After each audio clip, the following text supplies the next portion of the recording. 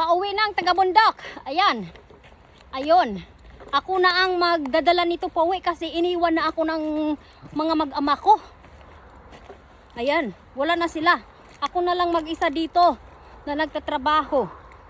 So, kaya wala akong choice kundi iuwi ko to. Ikikiri ko. Ayan. Ay, naku, nahulog. Ayun, sa likod ko. Muntik lang nahulog yung yung takip ng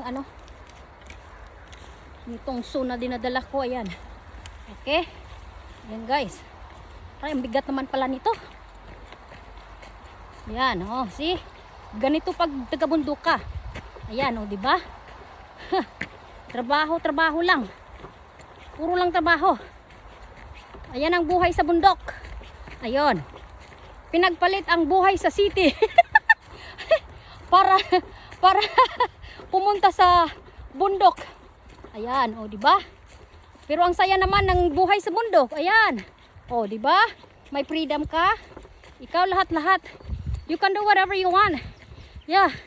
May time, sarili kang time. Ayan. May freedom ka kung saan ka pupunta. Kasi sarili mo.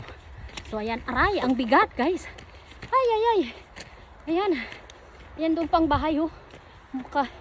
Ilang ano pa to? Ilang parang half mile pa. Aray ko. Ayun. Magpahinga muna ako. Ang bigat nito. Ayan, guys. Aray. Ayan. Wag ko. Naku. Ayan na nga. Ayaw ko sanang eh. Alala. Ay.